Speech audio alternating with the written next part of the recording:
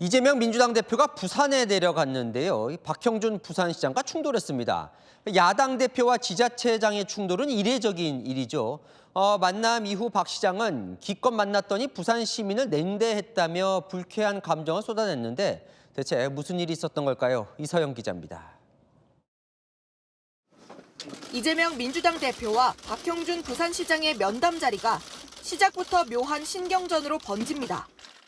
지금 민주당은 그런 국가 균형 발전 가치에 대해서 조금 관심이 많이 떨어지신 것 아닌가 하는 생각을 갖습니다.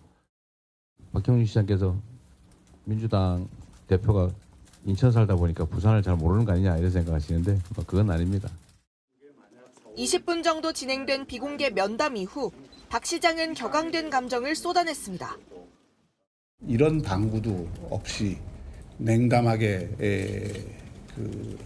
대응을 했다는 것은 저를 무시했다는 생각을 넘어서서 우리 부산 시민들을 냉대했다라는 생각을 저는 하게 됩니다. 부산 시민을 무시하는 거라고까지 했거든요. 차량 왼쪽에 있습니다. 박 시장은 부산시 현안인 산업은행 부산 이전과 글로벌 허브 도시 특별법 처리를 언급했지만 이 대표가 대꾸도 않고 북극항로 개청만 언급했다고 주장했습니다. 이 대표 측은 충분히 검토하겠다고 답했다며 박 시장의 태도를 문제 삼았습니다. 기대에 맞는 이 답변을 못 들어서 상당히 실망하셨는지 모르겠는데 그렇다고 해서 저희 당이 부산에 대한 애정이 없다거나 그렇게 표명하시는 것은 조금 적절하지는 않은 것 같아요. 박 시장 측은 이 대표가 비공개 대화 내내 박 시장의 요청에 딴소리만 했다고 했고 이 대표 측은 박 시장이 정치적인 이득을 노리고 억지로 이슈를 키웠다고 맞섰습니다. 채널A 뉴스 이서영입니다. 이미 다 짜고 한 짓이거든요.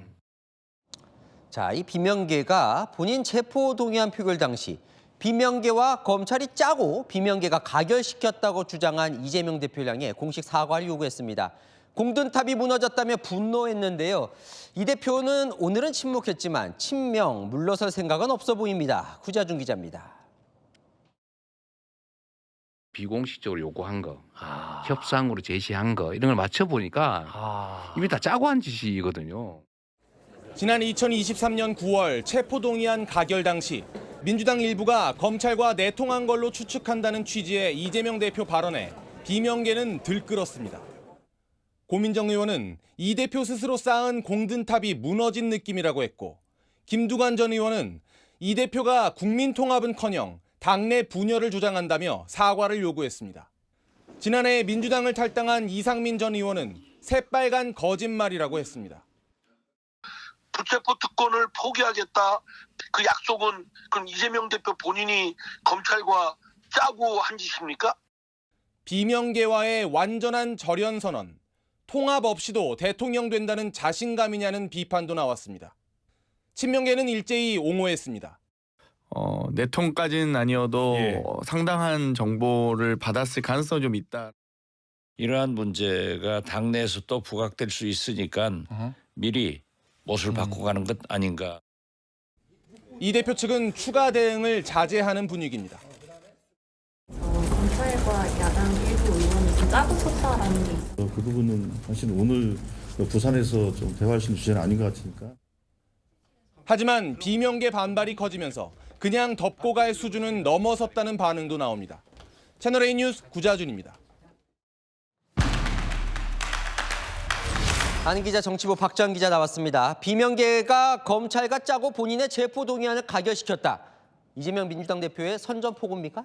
이재명 대표 측은 일단은 아니라고 합니다. 과거를 회상하는 질문을 받고 답변한 것뿐이라는데요. 하지만 틀린 말은 아니다. 언젠가 할 말이었다는 말도 동시에 하고 있습니다. 선전포고가 지금은 아니더라도 곧 할 분위기입니다. 내용이 상당히 충격적이에요. 검찰과 비명계가 내통을 했다는 거예요, 그죠? 네, 이 대표 말을 재구생해보면 이렇습니다. 2023년에 검찰과 비명계가 짜고 검찰은 본인의 체포영장을 청구하고 그걸 받아서 비명계 의원들이 가결시키면서 본인을 코너로 몰았다는 겁니다. 그걸 본인이 미리 알고 표결 당시 부결시켜달라고 했다는 건데 가결 찍은 사람을 가려내기 위해서죠. 그래서 어느 정도 그들이 드러났고 결국 공천 때 탈락했다는 겁니다. 그런데 지난주에잖아요. 이 대표가 비명들 릴레이로 만나서 통합행보라는 게. 근데 갑자기 왜 이렇게 때린 거예요? 그래서 비명계가 더 배신감을 느끼고 있습니다. 이 김경수, 김부겸, 김동연, 쓰리김, 그리고 박용진 전 의원, 임종석 전 실장까지 만났던 게 바로 지난주였는데 추가 회동 일정을 조율 중이던 김두관 전 의원은 표리부동한 이중성을 봤다면서 공식 사과까지 요구했습니다. 이거 왜 그런 거예요? 이 대표 측한테 물어보면 이번 주에 당장 터뜨리려고 작심한 건 아니었던 것 같습니다. 하지만 이건 부인하지 않습니다. 지금부터 통합 모드에서 경쟁 모드로 변할 수밖에 없다는 건데 일정을 보면 다음 주 중에 대통령 탄핵 심판 선고가 나올 것으로 전망되죠. 탄핵이 인용되면 바로 대선 경선 국면으로 들어갑니다. 곧이어 바로 이달 말에는 이 대표 공직선거법 2심 선고가 있죠. 지난주에 이 대표가 만난 비명 인사들 대부분이 대선 출마를 준비 중이고 또 경선 때 이들의 이 대표 공격 포인트가 사법 리스크가 될 겁니다. 그러다 보니 사전 차단하려는 의도로 해석이 되는 건데요. 한 비명계 주자 측근은 이렇게 보더라고요. 공직선거법 2심 선고 이후 공격을 미리 차단하려는 것 아니겠냐는 거죠. 그러니까 경선에서 분리할 만한 이슈를 선제적으로 먼저 치고 나온 거다. 그렇습니다. 친명들은 이 비명계가 등에 칼을 꽂았다는 두 가지 트라우마를 갖고 있습니다. 지금도 고통받고 있는 대장동 개발 특혜 의혹을 먼저 띄운 게 지난 대선 경선 때 경쟁자였던 이낙연 전 총리 캠프였다는 의혹. 그리고 어제 언급했던 2023년 이 대표 체포 동의안 가결 이탈표인 거죠. 이번 대선 경선 때 또 당할 수는 없다는 선전포고 개념도 있는 겁니다. 오늘도 친명 쪽에서는 아무리 권력이 좋다지만 검찰과 한편이 돼서 싸울 필요가 있었겠느냐며 이 대표의 어제 발언을 기정사실화했습니다. 당시 비명계는 잔인하고 악랄했고 오히려 이재명 대표니까 다 지나간 일이라고 웃으며 넘겼다는 겁니다. 자, 그러면 비명계 쪽은 뭐라 그래요? 이쪽에서는 곧 선전포고를 할 분위기이기도 하네요.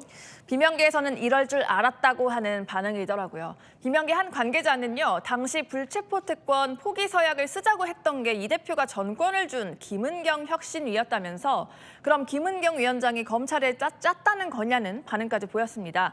오늘 비명계 조직 희망과 대안은 광주 지부를 출범했습니다. 친문 핵심 홍영표 전 의원도 처음 등장했는데요. 차곡차곡 힘을 모으고 있고 이 대표 2심 결과까지 나오면 당연히 이슈가 되지 않겠냐는 반응입니다. 친명과 비명 경쟁 구도 이제 곧 불이 붙는 건 불가피해 보입니다. 잘 들었습니다. 아는 기자 박자은 기자였습니다.